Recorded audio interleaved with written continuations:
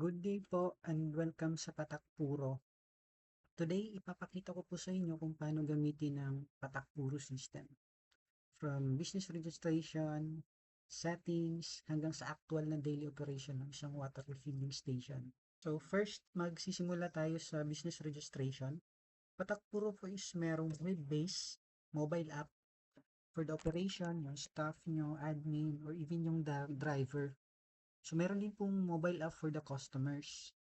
For the web-based dashboard po, open na po kayo ng browser, Google Chrome, or kahit anong browser. Enter nyo po is patakpuro.inspire.net. So, mapupunta po kayo sa login page. Then, makikita nyo dyan is merong business registration sa baba. Click nyo lang po yung registered your business. Dito po, ilalagay natin ang basic information ng water refilling station tulad ng business name, yung code, business logo, email address, contact number, owner or admin, then yung password. So for this example po, we will use Silver Water Station for the business name. And then yung business code is Silver. Business logo po is optional. And then yung owner name or admin name. So I will put Silver admin. And then yung email is required. So Silver at example.test. And then phone number, address, and of course yung password po. Make sure lang po na tama po yung nilagay nyo dito kasi ito po yung magiging business profile nyo. So after po nyan, click nyo lang po yung register business. So after nyo po makapag-register, mapupunta po kayo sa subscription plan na page. Makikita nyo po dyan meron tayong free 30 days trial. And then sa bandang baba po, makikita nyo dyan yung plans. Meron po tayong 169 na Pro, which is basically lahat na po ng functionality ng system magagamit nyo na. And then, meron din po siyang 10% discount if babayaran nyo po siya annually. Next is we go to dashboard po. So basically, this is the summary po ng system. Diyan nyo po makikita lahat ng kinita nyo, expenses, order, projected sales, and then even yung mga graph po na reports natin, nandyan din po. And then mga orders. Dito din po makikita natin yung guide ng system, no? Kung paano siya gamitin, step by step na documentation. So, nandyan po yung paano tayo mag-setup ng system. Ayan, so, product catalog, inventory, container stuff, customer records, nandyan din po step by step, creating yung order, kung paano gumawa ng order, and then mag-confirm and mag-dispatch. Deliveries, nandyan din po, payments, expenses and reports, maintenance, billing and subscription, nandyan din po. Next is yung recommended na daily workflow. So makikita nyo po dyan yung workflow ng system.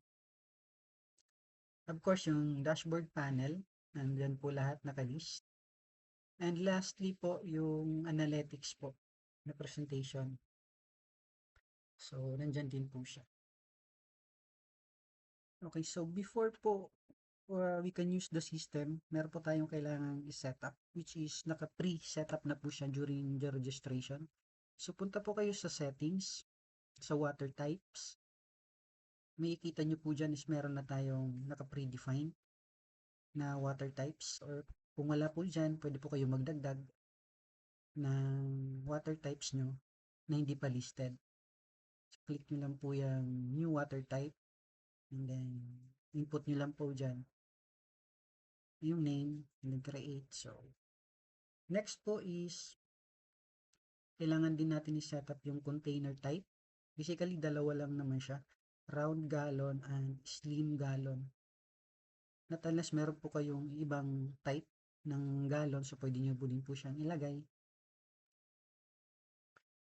And then, next po is we need to set up din po yung customer types, which is naka-predefine na rin po to during registration.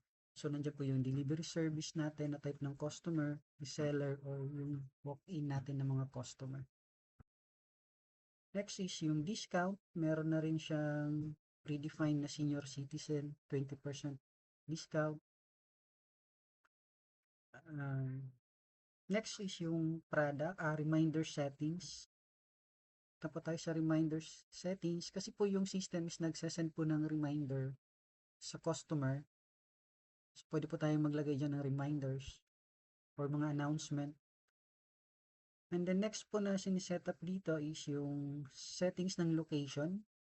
So basically po naglalagay tayo dyan ng region, kung saang region yung, so kung nasaang region kayo, pwede din kayo magdagdag dyan.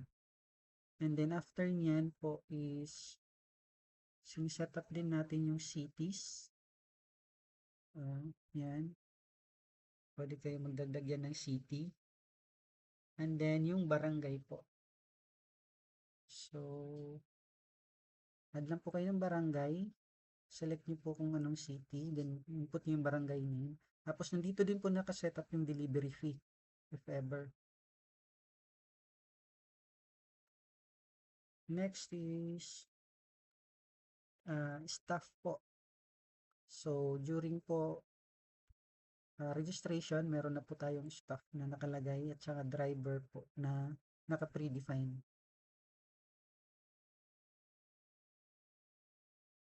Then next po na sineset up natin is yung product category. And then meron na po tayong nakalagay dyan, bottled water, consumables, or water gallon. If ever meron pa kayong ibang product, pwede naman po yung mag-create ng another category. Click nyo lang po yung new. And then next is yung setup din po ng expenses natin. So meron din tayong expense category.